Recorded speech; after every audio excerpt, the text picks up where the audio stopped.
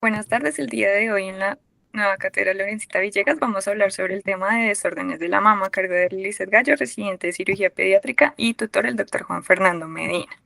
Inicialmente vamos a hacer un abordaje de la embriología, la anatomía muy resumido. Después lo que vamos a hacer es cómo enfocar, cómo debería usted diagnosticar y tratar inicialmente estos desórdenes. Y posteriormente, ya para culminar la charla, vamos a empezar a hablar de los puntos necesarios que debemos saber de cada patología. Entonces, en cuanto a la embriología, es importante tener en cuenta que las glándulas mamarias son glándulas sudoríparas modificadas y altamente especializadas. Esta se va a dividir en dos etapas. La primera etapa va a corresponder en el periodo neonatal y la segunda etapa ya es lo que vamos a conocer como la pubertad.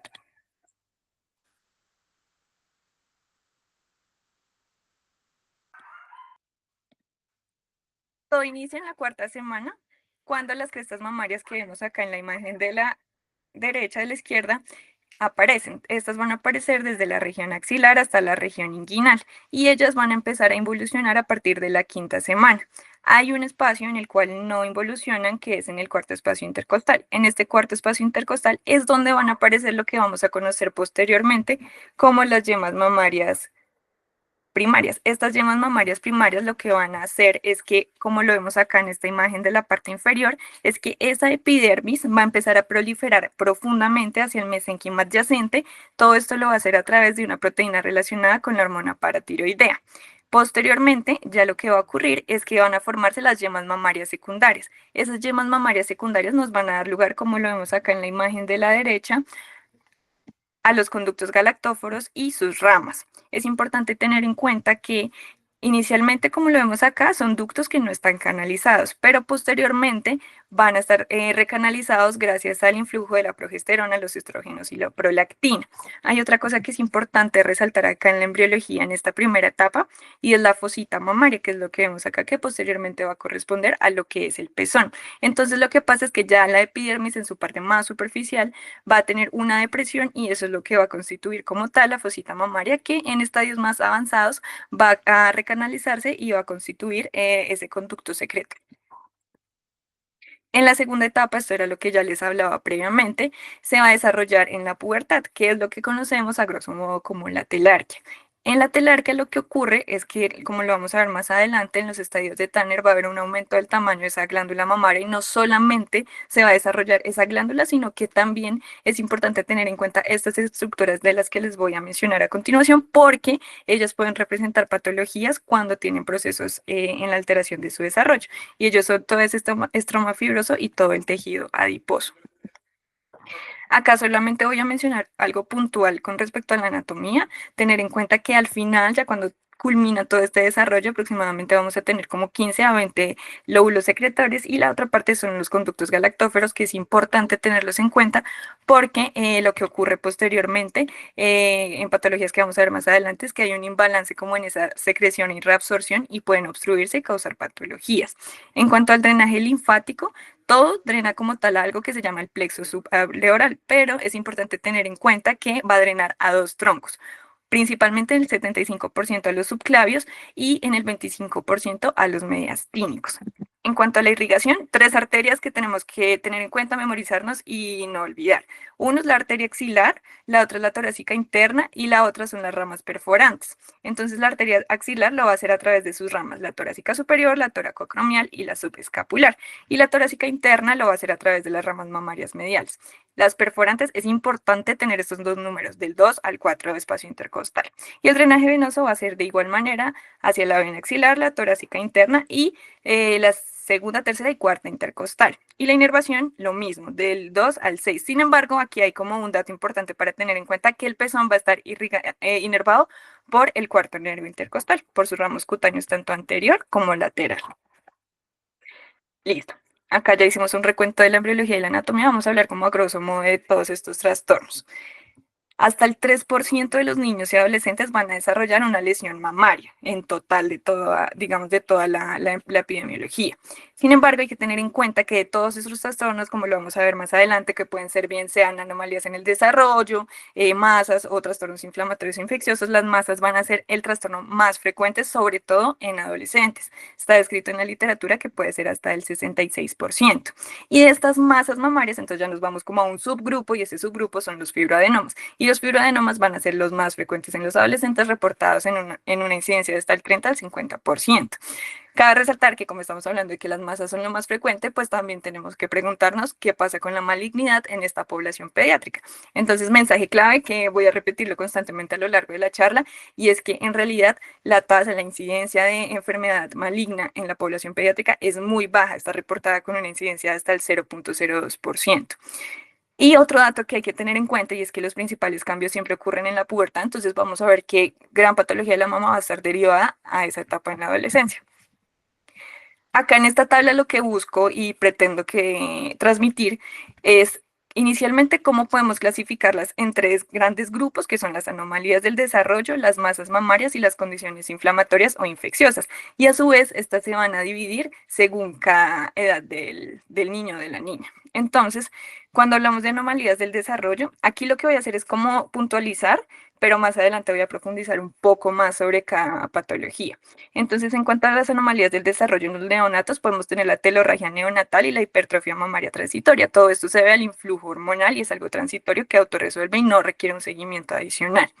En los prepuberales lo que vamos a encontrar son las politelias, polimastias y amastias, y en los adolescentes lo que sería la ginecomastia puerperal y la simetría mamaria. Aquí quiero hacer como un resaltado a esta parte de la ginecomastia puberal, porque siempre es muy importante en esta etapa adolescente descartar que no sea una ginecomastia patológica, que ya más adelante voy a decir cuáles son los criterios para uno pensar en una ginecomastia patológica, porque uno lo ve y no comenta, uno cree que siempre va a ser como una etiología benigna, entre comillas. El siguiente grupo, la siguiente categoría de la cual vamos a hablar son las masas mamarias. En cuanto a las masas mamarias en neonatos, el quiste de inclusión epidérmico, que es por lo que hablamos, que empieza a haber como una hipertrofia y una involución en la parte central de esa epidermis, lo cual pues va a constituir como tal ese pezón, y en la parte subaureolar o retroaureolar es donde se pueden generar estos quistes. En las etapas prepuberales, entonces vamos a encontrar fibroadenomas, que es lo más frecuente, como les mencioné previamente en la epidemiología, los amartomas y los lipomas. En los adolescentes, este va a ser como a grosso modo lo que más vamos a resaltar en esta charla, que son los fibroadenomas, los quistes simples, los tumores filodes. Hablamos que el carcinoma es muy bajo la tasa de incidencia, sin embargo, aquí quise puntualizar uno, que es el carcinoma secretor de mama, que es como el más frecuente que se encuentra cuando son tumores primarios.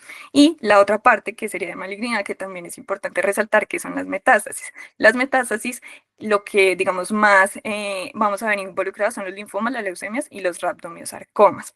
Y finalmente vamos a hablar de las condiciones inflamatorias e infecciosas en los neonatos en general, y en los prepuberales y adolescentes vamos a encontrar las mastitis y los abscesos. Pero cabe resaltar, en los adolescentes vamos a encontrar también principalmente algo que se llama ectasia ductal. No significa que no se presente en las otras edades, pero se ve más frecuentemente en los adolescentes. Entonces ya aquí como que lo clasificamos, nos ubicamos un poco, y lo que vamos a hacer a continuación es hablar de cómo lo vamos a enfocar. Entonces, inicialmente lo que vamos a encontrar en consulta es que llegan con ese motivo de consulta de tengo una masa. Ese es como el motivo de consulta más frecuente. Entonces nosotros vamos a enfocar nuestra anamnesis para hallar una etiología, digamos, más presuntiva según lo que encontramos. Entonces, inicialmente siempre tenemos que preguntar duración y característica de la masa. Ejemplo, el tamaño ha cambiado con respecto a cómo era previamente.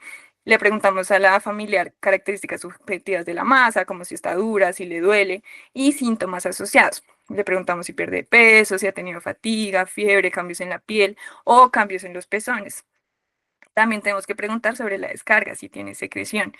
Y la menarquia también es algo súper importante, que muchas veces no enfatizamos mucho en eso, pero sí tiene mucho que ver con esta etapa. Entonces, tenemos que preguntarle la edad del primer periodo, qué tan regulares son sus ciclos, si usa anticonceptivos orales, si ha tenido antecedentes de embarazo, si puede ser que esté lactando en ese momento. Y también es importante preguntarle específicamente en ese apartado si ha tenido, digamos, cambios de la masa con respecto al ciclo menstrual, si aumenta de tamaño, si se exacerba el dolor. Otra característica que tenemos que preguntar es si se asocia a trauma previo y la otra parte que también es súper importante es el historial de malignidad y la irradiación, pero la irradiación principalmente en la región torácica. Cuando preguntamos sobre la historia familiar, tenemos que hacer énfasis en preguntar si ha tenido antecedentes de malignidad de mama u ovárico. Y en los síndromes hay dos que son como los que están descritos en la literatura, que son los más frecuentes que se dan, que son el síndrome de Linfraumeni y de Cowden. Listo, entonces ya hicimos la anamnesis y ahora nos vamos al examen físico. ¿Qué es lo que uno busca en estos pacientes inicialmente? Un examen completo de ambos senos, es decir, de todos los cuadrantes, tiene que ser simétrico, tiene que ser bilateral, siempre tenemos que evaluar cómo está el complejo areola-pezón y la axila también se tiene que palpar, ya les especifico esto en la parte de los nódulos. Si ha tenido cambios de coloración, retracción del pezón, cambios inflamatorios, cuando describimos el examen físico siempre tenemos que relacionar la posición de la masa según la orientación del reloj. La secreción es importante porque uno tenemos que preguntar si es espontáneo o si es provocado que le sale, si es en solo un seno o son en los dos senos. Y la naturaleza del líquido, es decir, si es secreción serosa, si es leche, si es contenido hemorrágico. Y las características que esto de entrada siempre lo hacemos muy juiciosamente, que es el tamaño, la firmeza, la movilidad, si fluctúa o no, cómo están esos bordes, qué tan adherido está la pared torácica. Cuando hacemos el examen de los nódulos linfáticos, es importante resaltar que lo más importante y los lugares donde siempre debemos buscar son axilares y supraclaviculares. Otra cosa que tenemos que mencionar en el examen físico son los estadios de Tanner. Entonces, como lo vemos acá en la imagen, el primero es que no tiene desarrollo mamario y la areola pues está como tal alineada ahí con el tórax. En el 2 vemos aquí cómo se ve ya ese botón mamario, que es como que hay una pequeña, una ligera elevación de la areola y de la glándula mamaria. Ya como tal en el 3, ahí sí ya empieza ese crecimiento de la mama, sin embargo, no hay como una separación areolar y esa separación ya se viene a dar desde el estadio 4. Ahí ya empieza a haber como un montículo, que eso es lo que se conoce acá como el montículo secundario. Y ya pues el grado 5 ya es como la mamá adulta. Vamos a hablar un poco de las imágenes, entonces tener en cuenta, este es un mensaje que debe quedar claro en esta charla, y es que la ecografía es el examen de elección en la patología de mama en pediatría, ¿sí? Es la primera línea, es el gold estándar. ¿Por qué es el gold estándar? Inicialmente porque tiene unas ventajas que evita la exposición a radiación ionizante y nos permite visualizar adecuadamente ese tejido fibroglandular denso, que es lo que nos diferencia de la mamografía, que por eso no lo usamos. Digamos que la consistencia es diferente en las niñas y en los niños que en las mujeres ya como tal adultas. Sin embargo, pues cabe mencionar que tiene algunas desventajas y esas desventajas está que es operador dependiente y tiene baja especificidad para lesiones malignas, pero está reportada en la literatura una sensibilidad muy alta hasta el 88% y una especificidad del 95%. Como les decía ahorita, la mamografía no se usa de rutina en población pediátrica, sí está muy bien descrito su uso en la población adulta, pero en pediatría no. Sin embargo, pues cabe resaltar que tiene ciertas ventajas con respecto a la ecografía y es que nos puede detectar microcalcificaciones y desventajas, no detecta también ese tejido glandular denso, como les decía. Y pues la otra cosa es como la poca colaboración del paciente cuando se realiza este examen, que puede llegar a ser un poco tedioso asociado pues al uso de la radiación ionizante, y la sensibilidad y especificidad ya es más baja, el 63 y el 87% respectivamente. Esta imagen la quise traer como para resaltar, esto lo voy a profundizar un poquito más adelante con cada patología, pero para resaltar qué vamos a encontrar en cada patología, en los quistes benignos, en los quistes proliferativos y en las lesiones sólidas benignas y en las masas malignas. Entonces, en los quistes son lesiones que son usualmente bien delimitadas, son anecoicas, avasculares y claramente, como lo dice su nombre, quistes pues llenas de líquido y las paredes van a ser delgadas. Con los proliferativos benignos, lesiones multiquísticas, estas sí van a estar mal delimitadas y es importante como en la parte de las microcalcificaciones porque suelen estar asociadas. Y en las sólidas benignas, que es como lo que más vamos a ver y que es como la mayoría de nuestros motivos de consulta, que son ovaladas, hipoecoicas, hipovasculares, y el eje es importante siempre leerlo y tenerlo en cuenta, porque cuando son benignas, el eje largo es el que está paralelo a la piel, a diferencia de cuando son malignas, es el eje corto el que está paralelo a la piel.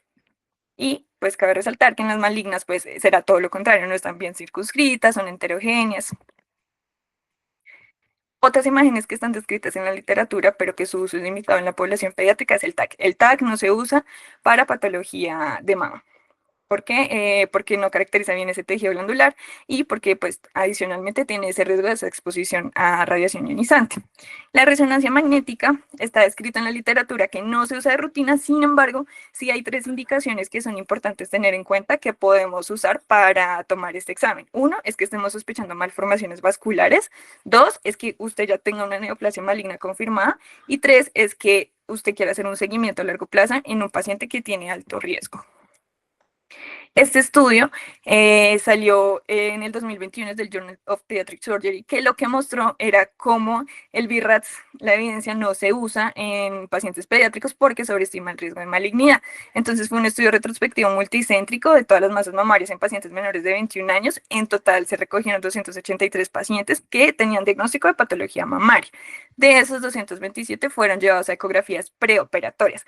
Y cabe resaltar acá y llama la atención que de esos, el 84% fueron asignados con PIRATS 4, es decir, sospechoso de malignidad. Sin embargo, ya cuando se operó, se llevó a la resección quirúrgica y salió la patología, todos los pacientes fueron benignos. Entonces, digamos que este es el estudio que nos avala, nos respalda para no usar este sistema de clasificación en la población pediátrica. En los niños está descrito que cuando se logra clasificar, o los estudios que han logrado clasificar birras en niños, la mayoría son de categoría 2 y 3, es decir, benignos o probablemente benignos. A grosso modo, con el tratamiento, el seguimiento es como el pilar porque la mayoría de las lesiones son benignas. Sin embargo, eso no quiere decir que no tengamos indicación de biopsia y no tengamos indicaciones de resección quirúrgica. Con la biopsia es importante y está escrito, ya hay muchos estudios, antes se realizaban biopsias incisionales o por aguja fina o por aguja gruesa. Eso ya está reevaluado, eso ya no se usa y lo que se recomienda hoy en día es que se hagan biopsias excisionales. Y se puede incluso, lo que mencionan los artículos es que uno puede dialogar con los papás, puede decirles como, bueno, si su hijo se va a someter al riesgo de ser llevado a una biopsia excisional, podemos hacer resección primaria del tumor. Entonces, digamos que las indicaciones que vamos a tener para la realización de la biopsia son inicialmente uno que tenga un diámetro más de 3 centímetros, que tenga historia familiar de cáncer de seno, que tenga demostrado mutaciones del gen BRCA o que haya tenido irradiación en la región torácica en la infancia o hallazgos ecográficos anormales. En cuanto a la resección quirúrgica, esto lo vamos a puntualizar un poquito más adelante, pero a grosso modo el número que nos tenemos que tener como claro en la cabeza es el número 5, porque el número 5 nos va a delimitar como el gran patrón en muchas patologías, como lo vamos a ver. Entonces, si usted tiene una lesión, que la ecografía aparentemente tiene una lesión benigna, pero usted ve que es más de 5 centímetros, esa puede ser una indicación de resección quirúrgica. Otra indicación que tenga un crecimiento rápido, que en 6 meses crezca más del 20%, otra que esté asociado a dolor, o que usted esté intentando diagnosticarlo con la biopsia y por una u otra razón tenga dificultad asociada. Entonces ya aquí como que hablamos a grosso modo de cómo enfocarlo, cómo hacer el diagnóstico y cómo tratarlo. Vamos a empezar a hablar un poco cositas puntuales para llevar a casa de cada uno. Vamos a iniciar hablando de las anomalías en el desarrollo. Inicialmente con la hipotrofia puede ser secundaria a pérdidas de peso, enfermedades crónicas o trastornos alimentarios. Hay una variante del desarrollo mamario que es la mama tuberosa. Como lo vemos acá en la imagen, lo que ocurre es que esta base de la mama es limitada, es más estrecha. Y eso hace que haya como una simetría con respecto al pezón y la areola. Entonces van a estar más desarrollados, la base va a ser limitada y va a generar como esa forma en embudo, en tubo. La etiología está desconocida, no encontré artículos como que en sí reportaran por qué daba esto. Asumo que, según lo que leí, que son como alteraciones en el crecimiento de todo este estroma fibroso que les comentaba inicialmente en la embriología, que empieza a aparecer a partir de la 10ª semana. La otra es la simetría mamaria, esto lo podemos ver ya cuando son adolescentes, sobre todo en las etapas 2 y 4 de Tanner. Otro que podemos encontrar son las hipoplasias y las amasias. Es importante distinguir el término amasia de la amastia. La amastia es cuando hay ausencia de todo, o sea, hay ausencia del tejido mamario, hay ausencia del pezón y de la areola. Sin embargo, en la amastia hay pezón y areola, pero lo que no está presente es el tejido mamario. Estas patologías casi siempre las vemos relacionadas en el síndrome de Poland, que recordar que pues es este síndrome en el cual pues por alguna alteración en el desarrollo, presuntamente por la alteración vascular específicamente con la arteria subclavia, hay una ausencia completa o parcial del pectoral mayor. Siempre lo tenemos que sospechar. Y también en aquellos pacientes que han sido como sometidos a radioterapia o a resección iatrogénica de cogollos por una u otra razón. Otra patología, la politelia y la polimastia. Esto sí ocurre porque si recordamos que les hablaba que inicialmente en la cuarta semana empieza a aparecer lo que es la cresta mamaria, que aparece desde la región axilar hasta la región inguinal y a partir de la quinta semana empieza a involucionar. Pero hay casos en los que esa regresión se da incompleta y cuando se da incompleta es cuando empiezan a surgir estos trastornos. La politelia es cuando está solo el pezón accesorio y la polimastia es cuando está la mama accesoria, que es importante tener en cuenta que muchas veces puede pasar por alto este diagnóstico con neus o hiperpigmentaciones. Y la politelia se reporta, no, o sea, no es infrecuente, se reporta hasta el 1 al 2% de la población. Que es importante también tener en cuenta acá que usualmente se asocia a dolor, pero los pacientes lo refieren como un dolor cíclico y es más frecuente en la axila. Es el lugar donde más vamos a ver esta patología. Y la ecografía nos demuestra igual como si fuera un tejido fibroglandular. Este apartado es importante, el de la ginecomastia, que es nuestro último trastorno en la anomalía del desarrollo. Principalmente está descrito en hombres, ¿sí? Y se define como ese desarrollo excesivo de ese tejido mamario, como lo vemos acá en la imagen a la derecha. Es frecuente, es hasta del 60 al 75%. Y es importante tener en cuenta que pese a que está descrito más en adolescentes, no se menosprecia en la etapa neonatal, sino que es que el tema de la etiología y la fisiopatología en los dos grupos etarios varía. En la etapa neonatal es porque está el influjo hormonal, hay un desequilibrio entre los niveles de estrógeno y testosterona, y digamos que ya en la etapa más de adolescencia hay una enzima que se llama la leptina. La leptina está descrita que tiene un proceso acá como muy relevante en estos procesos de ginecomastia, porque lo que hace es que aumenta los niveles de estrógeno y esa leptina está en el tejido graso, entonces pues lo que hace es como subyacentemente hacer que aumente todo ese tejido mamario. Hay muchas causas descritas de ginecomastia, medicamentos antidepresivos, esteroides anabólicos, medicamentos herbales, todo eso está descrito, entonces siempre importante preguntarle también los antecedentes farmacológicos. En cuanto al examen físico, pues es una masa palpable, casi siempre se describe en región subareolar, ¿sí? Entonces, o puede tener sensibilidad o se puede palpar como tal la masa. Que es importante tener en cuenta que en las etapas de la adolescencia, como se cree y se supone que es una lesión benigna, esta suele autorresolver entre los 2 a los 3 años siguientes del diagnóstico, pero no siempre pasa. Entonces, cuando no pasa, sí hay que evaluar esto que les tengo acá resaltado en rojo abajo, que es la ginecomastia patológica. ¿Qué es lo que pasa? El paciente puede estar cursando con patologías de base que hagan que haya un aumento como de esos niveles de estrógenos, andrógenos, y todo esto, si recordamos, pasa es por la aromatasa, ¿sí? La aromatasa actúa mucho y lo que va a pasar es que va a aumentar esos estrógenos y va a aumentar el tejido mamario. Entonces, siempre reconocer qué patologías nos podrían aumentar la aromatasa. Entonces, tumores de los cordones sexuales, carcinomas hepatocelulares, todo esto, los tumores suprarrenales también aumentan la producción de DHA, todo esto. Entonces, nunca menospreciar una ginecomastia y siempre evaluar. Si no resuelve, puede haber una etiología subyacente. Vamos a hablar ahora de las infecciones. La más frecuente, pues la mastitis, que es la infección de la piel, como se da por la infección de la piel o porque hay una introducción de bacterias en el sistema ductal. Es más frecuente en la pubertad, sin embargo, también, como les mostré en la tabla al inicio de la charla, puede estar presente en la pubertad. El germen más frecuente, hay varios descritos, pero el germen más frecuente, como que el que es importante que se lleven de la charla, es el Staphylococcus aureus. Entonces puede ser o por obstrucción ductal, ectasia, inmunosupresión o lesiones del pezón. Y como lo vemos acá, entonces se ve así, se ve con edema, calor, eritema, sensibilidad, se puede ver induración de la mama y puede estar asociado a episodios de épicos febriles. Entonces el tratamiento no es drenaje, es antibiótico durante ciclos de 7 a 10 días. Importante tener en cuenta que pueden tener relación con Staphylococcus aureus meticilino resistente, entonces siempre tener en cuenta como el target de cada antibiótico. Cefalexina inicialmente, sin embargo, si usted sospecha que puede estar asociada a un germen resistente, use clindamicina, una dosis de 30 a 40 miligramos kilogramo día, cada 6 a 8 horas. Y la vancomicina si considera usted que es una infección muy grave. En cuanto al absceso mamario, es la complicación de la mastitis, cuando hay una inflamación que se extiende más profundamente. Y lo que vamos a ver en la ecografía es que ese quiste, recordamos que los quistes simples se veían con unas paredes delgadas, pues no, en esto lo que se ve en la ecografía es una pared de un grosor aumentado y va a tener flujo Doppler. Entonces acá el número clave no va a ser el 5, sino va a ser el 2. Cuando son más de 2, ahí sí requiere una incisión quirúrgica. De lo demás se puede hacer con drenaje, con aspiración, con aguja fina y su ciclo de antibióticos, como ya lo mencioné previamente.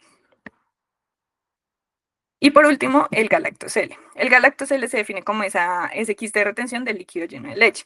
Se puede dar en lactantes más frecuentemente y lo que ocurre es que, si inicialmente recordamos la anatomía, ese conducto lactífero se obstruye porque hay un imbalance en la secreción y absorción de las sustancias. Y lo que se va a ver es como esa transición entre grasa fluida dentro del quiste en la ecografía.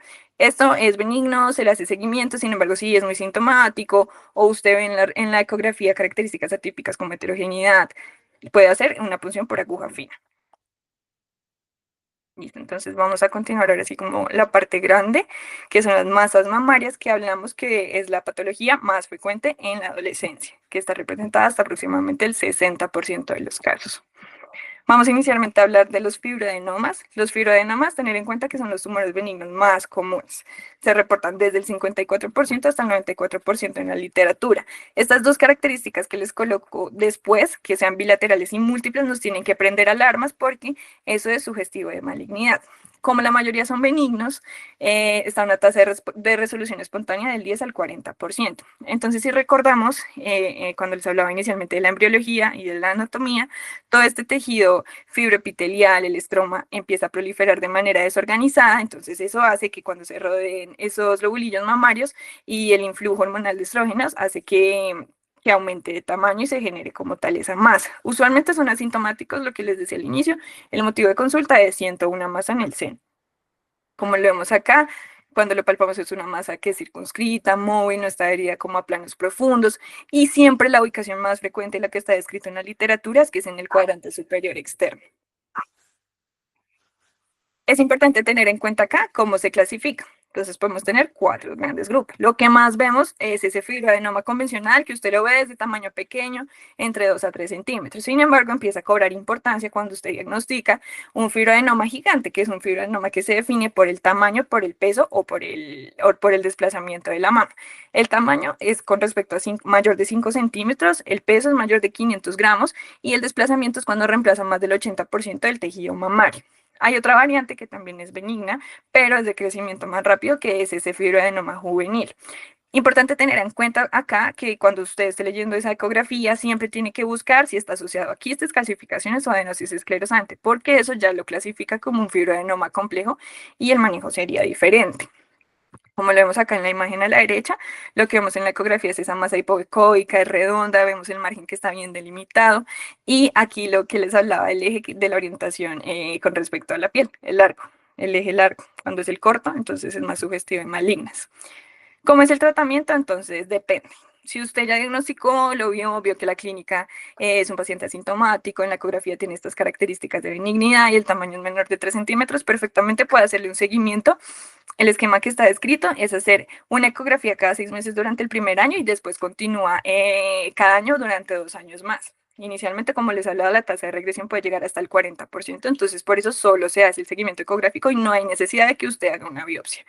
Sin embargo, es importante acá tener en cuenta algo con respecto a la biopsia. Les hablé y les comenté que la biopsia incisional no estaba indicada en este estudio de esta patología, pero hay una excepción a la regla y es cuando usted tiene un fibroadenoma gigante. Porque cuando usted tiene un fibroadenoma gigante, lo que tiene que descartar es que no vaya a ser un tumor filodes, que es lo que vamos a ver más adelante. Entonces, lo que va a hacer es, en este caso, sí está indicada una biopsia con aguja gruesa cuando son más de 10 centímetros. Y si definitivamente usted ve que tiene un crecimiento muy rápido, mayor del 50%, que es más de 5 centímetros, que se asocia a dolor o con desfiguración de la configuración de la mama, esos son indicaciones para excisión quirúrgica. Vamos a continuar con el tumor filoso. Ya les había comentado que como tal el cáncer primario en la etapa pediátrica es muy raro, pero sí hay dos puntuales que hay que tener en cuenta y uno de esos es el tumor filodes. El tumor filodes es una forma rara de neoplasia fibroepitelial y va a estar presente en menos del 1% de estas enfermedades mamarias pediátricas. No significa que sea maligno. Tenemos un gran porcentaje que son benignos, que es hasta el 85%, porque como lo vamos a ver ahorita más adelante, se asocia a diferentes grados. Entonces, es el tumor primario más común de la adolescencia, pero tiene una mortalidad del 3% cuando son así de grado alto. La clínica y el examen físico usualmente son similar al fibroadenoma cuando son en grados bajos, es decir, bajo grado e intermedio, pero como lo vemos en la imagen a la derecha, sé que es una paciente adulta, pero cuando llegan así en estadios altos, que son esos subtipos malignos, sí se puede asociar con clínica así exofítica. Entonces, los grados, uno es bajo, dos es intermedio y tres es alto. El alto se asocia a ese subtipo maligno que sería ese sarcoma de células de uso. Entonces, como lo vemos acá en la imagen, ya no son bordes tan circunscritos, sino que incluso pueden tener hendiduras. Pueden ser ovalados, hipoecóicos y podemos tener componentes quísticos periféricos. Usualmente el diagnóstico de esta patología se hace cuando usted ya lo lleva a una excisión quirúrgica y revisa posteriormente la patología. Entonces, con esto es importante cuando les hablé ahorita de masas malignas, los márgenes. Hay unas indicaciones para tener márgenes de seguridad. En este caso, si usted sospecha y tiene la indicación de que lo va a llevar a manejo quirúrgico, pero la etiología es muy presuntamente benigna, no es necesario que se lleve a realización de la excisión con márgenes de seguridad. Sin embargo, si usted ve que el tamaño es muy grande y que la clínica y las características ecográficas son más sugestivas de malignidad, sí está indicado que tenga un margen de seguridad al momento de la excisión de 1 a 2 centímetros. Si usted hizo eso, tenía la sospecha alta de malignidad y aún así tiene bordes positivos, tiene que hacer una mastectomía, está indicado. ¿Por qué? Porque el tumor filodes tiene una característica específica importante y es que tienen una alta tasa de recurrencia en el posoperatorio. Y a pesar de que en su mayoría, como lo vimos ahorita, en el 85% son benignos, cuando son malignos pueden hacer metástasis a pulmón principalmente. Entonces, si usted no logró tener unos márgenes negativos y tiene alta sospecha de que es maligno, indicación de mastectomía. En cuanto al quiste simple, entonces se define como esa acumulación de líquido simple retroareolar. Es más común en los adolescentes y aquí empezamos lo mismo. Casi que la fisiopatología es similar. Tenemos esos acinos, se dilatan porque hay un desequilibrio como entre esa secreción de líquido y la absorción. Todo esto también puede pasar igualmente en las glándulas de Montgomery. Acá en la clínica usualmente son asintomáticas. Sin embargo, hay casos en los que pueden presentarse con secreción clara del pezón. ¿Cómo lo vamos a ver al examen físico? Lo mismo, una masa palpable, circunscrita, está adyacente al pezón. Digamos que esto sí es una salvedad, y es que esto no lo solemos encontrar retroareolar ni subareolar, sino usualmente como adyacente. Y en casos ya avanzados pueden ir acompañados de inflamación. Entonces acá en esta imagen inferior vemos cómo se ve en la ecografía. Son masas anecoicas, redondas, ovaladas, que tienen ausencia de flujo sanguíneo y usualmente sí son como bien circunscritas.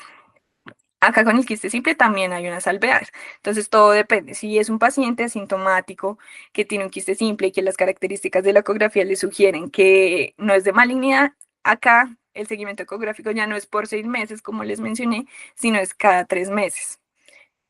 La otra parte es que usted tenga un quiste, que tenga características atípicas, que tenga dolor y que tenga signos de sobreinfección. Entonces ahí inicialmente usted no va a hacer una resección de entrada, lo que va a hacer es una aspiración. ¿Por qué? Porque hay que diferenciar que no sea un quiste complicado, un absceso o un galactocele. Si usted le hizo eso, diagnosticó que la etiología presuntamente seguía y continuaba benigna, pero el paciente persiste sintomático o el quiste desapareció y volvió otra vez a aparecer, en esos casos sí está indicado que le haga una excisión quirúrgica. Continuamos con la papilomatosis juvenil. Estas tres de las que voy a hablar se presentan muy similar al fibroadenoma, sin embargo, pues cada uno tiene como una salvedad, que es lo que tengo resaltado en rojo, que es lo importante que tengamos para llevar a casa. La papilomatosis juvenil se presenta en la adolescencia tardía, pero acá como la parte importante que tenemos que tener en cuenta es que esta patología sí se asocia con mayor riesgo de cáncer de mama.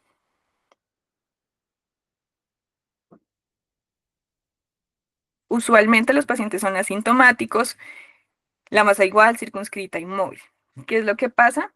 Que en la ecografía tenemos como un signo que es patognomónico, que es el queso suizo. Entonces lo que pasa es que vamos a tener esos quistes, ¿sí? Y esos quistes van a estar sobre todo en la periferia, pero van a tener microcalcificaciones y tabiques. Entonces por eso es que se llama así de queso suizo.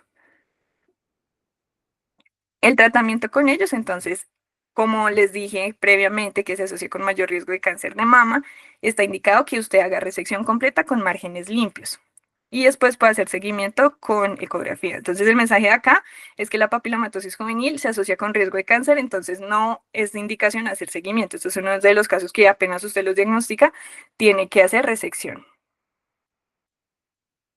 Continuamos con la hiperplasia estromal pseudoangiomatosa. Es una enfermedad muy rara, en realidad su incidencia es muy baja, del 0.5%. Sin embargo, si usted tiene un paciente que tiene diagnóstico de neurofibromatosis tipo 1, la tiene que sospechar porque está muy asociada y está reportada en la literatura. Lo que ocurre acá es que todas esas células mesenquimales empiezan a proliferar de manera descontrolada. Y la clínica, lo mismo que les decía, es muy similar a la adenoma. Entonces, digamos que estos pacientes hay que cogerlos con hilito porque se presentan igual. Y lo que vemos es lo mismo, la orientación paralela a la piel en su eje largo, que es lo que tenemos que tener en cuenta. Y el tratamiento, este sí no se asocia usualmente a malignidad, a diferencia de la papilomatosis juvenil. Entonces sí podemos hacer un seguimiento ecográfico y si es de gran tamaño, es decir, como les decía, el número clave que es el 5, ahí sí, excisión quirúrgica. Continuamos con lactasia ductal. Lactasia ductal, entonces inicialmente puede presentarse más frecuentemente en recién nacidos y niños pequeños. La etiología es por el influjo hormonal y aquí lo patognomónico, lo que les puse en rojo, que es como lo que hay que llevar a casa, secreción sanguinolenta del pezón. Así se van a presentar inicialmente. El examen físico vemos una masa palpable y en la ecografía, como lo vemos acá, está como el tip de que son septados. Entonces vemos aquí como estructuras septadas y estructuras como tubulares. El manejo es conservador, no se le hace excisión quirúrgica, en realidad lo que hay que hacer es suspender la lactancia y si está con signos de sobreinfección, se le da antibióticos según su necesidad. En cuanto a la apartada de malignidad, lo que les hablaba es muy raro en la población pediátrica, representa menos del 1% de todas las neoplasias malignas y el 0.1% del cáncer de mama en la población pediátrica. La mediana edad a la que se presenta es a los 17 años, pero pues puede tener unas variaciones entre los 15 y los 19 años. Entonces hay dos apartados que es importante que tengamos en cuenta que varían en la literatura. En algunos artículos encontré que era más frecuente la enfermedad metastásica, en otros la neoplasia primaria, el carcinoma secretor. Entonces, cuando hablamos de enfermedad metastásica, siempre tenemos que preguntar si el paciente tiene antecedentes de linfoma, leucemia, rabdomiosarcoma o neuroblastoma, que son como los que más realizan metástasis. Y las neoplasias primarias, como hablábamos, tumor filodes, siempre sospéchelo cuando son grandes, cuando son de alto grado. El que vamos a hablar ahorita más principalmente es el carcinoma secretor, que este es como la neoplasia primaria más frecuente en la población pediátrica. Alarmas para nosotros sospechar malignidad. Uno, que usted lo ve, lo palpa y son masas múltiples y bilaterales. Otra cosa que nos tiene que prender alarmas, que sean en la ecografía masas irregulares, no homogéneas, heterogéneas y que sean también hipoecoicas asociado a esto. Pero aquí les coloco, ojo, pueden tener características de benignidad. Muchas de estas patologías se presentan con hallazgos de benignidad, bordes regulares, homogéneos. Entonces hay que tener, digamos que también precaución con esa parte. Como les dije, vamos a hablar un poquito del cáncer carcinoma de mama secretor, que es bueno, que tiene un pronóstico muy favorable, ¿sí? Y la incidencia es muy baja, es de 1 en cada 100.000 mujeres menores de 20 años. Acá en la ecografía vemos que esos márgenes ya no están tan bien circunscritos y lo del eje es importante. El eje que va a ser mayor es el corto con respecto a la piel. La ecogenicidad es heterogénea y el sombreado acústico posterior también lo pueden mencionar, que también nos puede como hacer un hallazgo sugestivo de malignidad. Y el flujo siempre está en las microcalcificaciones. ¿Qué sabemos con respecto al tratamiento? Está escrito que se puede realizar cirugías conservadoras, sin embargo, eso está en debate, todavía no hay un consenso como tal que nos especifique si sí se puede hacer o no, pero lo que sí se sabe y lo que está reportado es que aproximadamente del 20 al 30% de estos casos pueden hacer metástasis. Entonces, siempre tiene que hacer usted muestreo linfático centinela.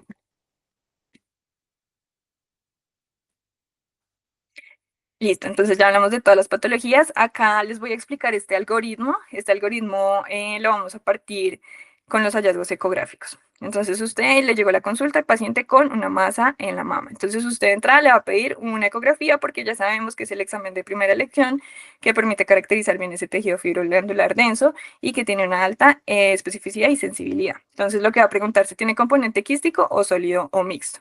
Entonces si tiene componente quístico, lo que tiene que preguntarse es, ¿cree usted que pueda estar cursando con un absceso o que tenga dolor o que tenga un quiste complejo? Que esto pues ya lo vimos anteriormente, cómo diagnosticar. Si la respuesta suya es no, va a ser un seguimiento con ecografía y examen físico. Sin embargo, si usted cree que sí está con un quiste complejo, que ya les hablamos que teníamos que diferenciar del galactosele, tiene que hacer una aspiración con aguja fina y llevar eso a citología y cultivo. Si persiste el dolor, se aumenta el tamaño, ya sabemos que tenemos que llevarlo a excisión quirúrgica. Esto sí es quístico. Ahora nos vamos a la otra parte, que es la parte izquierda del algoritmo. Si es una masa que es sólida o mixta, entonces usted tiene que preguntarse si tiene hallazgos que sean sugestivos de fibroadenoma o una lesión benigna. Si la respuesta es sí, entonces viene nuestro número clave, que es el 5 y el 10. Entonces, si es menor de 5 y es de bajo riesgo, que ya hablamos de las características de bajo riesgo, lo que va a hacer es inicialmente durante el primer año lo va a seguir con ecografía cada 6 meses y después durante los siguientes 2 años cada año. Si en algún momento crece más del 50%, se vuelve sintomático, aquí hay algo que dice que es como de la decisión de la familia, que era lo que les decía, que usted puede plantearle la posibilidad a la familia que si en vez de llevarle una biopsia excisional, lo lleva de una vez como tal a la excisión quirúrgica completa. Y si eso pasa, pues está escrito y es importante que en los artículos reportan que la incisión periareolar es la que tiene mejores resultados en el posoperatorio. Y en este caso, tenemos que tener en cuenta lo de los márgenes. Los márgenes, en este caso, como ya sospechamos que es una lesión benigna y que no tiene comportamiento benigno, no es necesario que hablemos o tengamos los márgenes limpios. Y si no tiene ninguna característica, ya no es necesario que tenga más seguimiento ese paciente.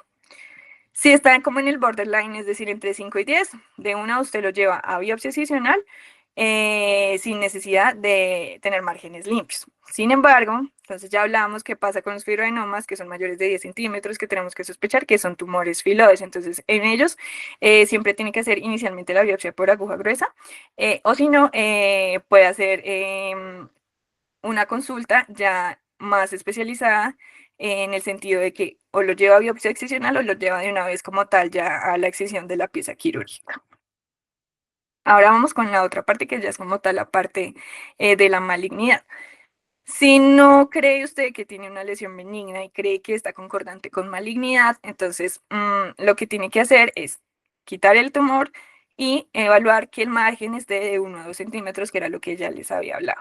Acá en este apartado del cuadrito azul, esquina inferior izquierda, nos habla de los síndromes que están asociados y cuando pensamos que hay más riesgo de malignidad, que es cuando está asociado con mutaciones de gen BRCA1 y 2, cuando tiene síndrome de Li-Fraumeni o de Cowden, o que tenga irradiación en la caja torácica. Este artículo que les traigo es un artículo que salió este año, en el 2025, en el Journal of Pediatric Surgery, que lo que hizo fue como una revisión de toda la literatura actual que había en inglés sobre los términos que usó fue masas mamarias en adolescentes, masas mamarias pediátricas, bultos mamarios en niños, y lo hizo en un periodo comprendido entre 1995 y en el 2022. Entonces, estas son las recomendaciones que al día de hoy, en el 2025, tenemos de la APSA, del Comité de Cáncer de la APSA, para el manejo de las masas pediátricas en la mama. Entonces voy a como a especificar un poco de cada una, como la repetición para que nos quede claro. Entonces, en cuanto al fibroadenoma, número clave, lesiones menores de 5 centímetros, observación cada 6 meses. Si es mayor de 5 centímetros o crece más del 50%, excisión. Acá ya les había dicho lo de que usted tiene que hablar con los pacientes y con los familiares si prefiere que se haga una biopsia excisional o de una vez el procedimiento quirúrgico. No es necesario que tenga márgenes negativos y no es necesario que haga como un seguimiento adicional en el postoperatorio. En cuanto al filodes, entonces usted tiene que distinguir si es de características benignas o malignas. En cuanto a las características benignas, lo reseca y no es necesario que tenga márgenes negativos. Y si es maligno, entonces ahí sí tiene que tener márgenes de 1 centímetro. En cuanto a los abscesos mamarios, recuerden que el número clave es 2. Si es menor de 2 centímetros, lo trata solamente con antibiótico. Y puede ser con aspiración cuando es más de 2 centímetros y claramente los antibióticos. En cuanto a los quistes, entonces los quistes tenemos que ver si son pequeños, observar, y el ultrasonido acá, la clave es 3 meses, esto es lo que sabemos actualmente de la APSA. Y si son sintomáticos, lo puede hacer con aspiración, guiado por ecografía, y si son recurrentes, es decir, que desaparecieron y vuelven nuevamente, eso ya es indicación de que usted haga una resección de un quiste. En cuanto a la papilomatosis juvenil, En este sí es necesario, si recordamos el apartado como grande que les puse en rojo, la papilomatosis juvenil está asociado con riesgo de cáncer de mama. Entonces, sí o sí, la indicación es no hacer seguimiento, sino de una vez excisión quirúrgica con márgenes negativos. Sin embargo, puede ocurrir que usted hace la resección del tumor y ese tumor aún continúa con márgenes positivos. Entonces, ahí lo que usted puede hacer, digamos que como tal no está confirmada una patología maligna, puede hacer como un chequeo con ecografía. En cuanto a la adenomatubular, enucleación o excisión local. Y los márgenes, pues digamos que no tienen gran relevancia. En cuanto a la hiperplasia estromal pseudoangiomatosa, hay que quitarlo con márgenes negativos porque también tiene asociación con cáncer. Y ya digamos que toda la parte de malignidad, eso depende, ¿sí? Usualmente lo que es importante que nos llevemos acá es que siempre hay que tomar biopsia del ganglio centinela. Cuando usted hace una excisión de un tumor de mama, siempre tiene que tomar biopsia del ganglio centinela. Y el tratamiento del carcinoma o la metástasis va a estar determinado según los hallazgos, si se hace una cuadrantectomía, si se hace la mastectomía y cómo son los hallazgos nodulares. Y para llevar a casa unos mensajes, la gran mayoría de las masas son benignas, siendo los fibroadenomas la lesión más común. El cáncer de mama pediátrico es extremadamente raro. La ecografía es la modalidad de imagen inicial. No se ha demostrado que el sistema BIRATS sea aplicable en la población pediátrica porque como ya lo vimos en el estudio del 2021 que salió en el Journal of Pediatric Surgery, no tiene, sobreestima el riesgo de malignidad. Como la mayoría son benignas, está bien, está reportado que hay efectividad cuando usted lo observa con seguimiento ecográfico.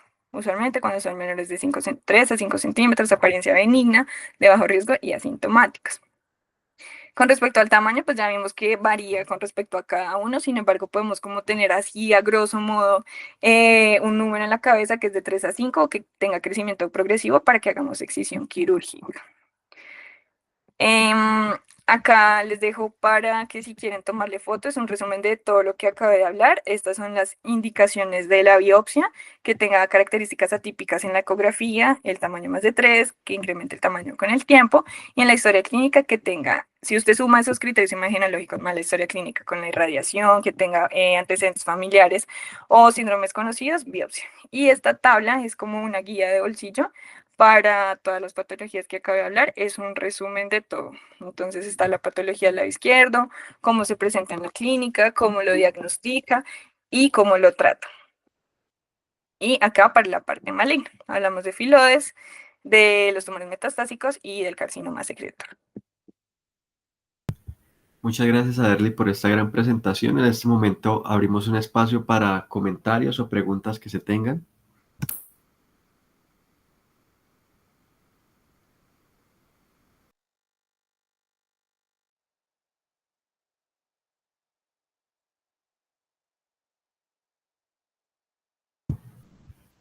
No siendo más, agradecemos a todos por la participación. Nos vemos nuevamente en 15 días en una nueva cátedra. Gracias.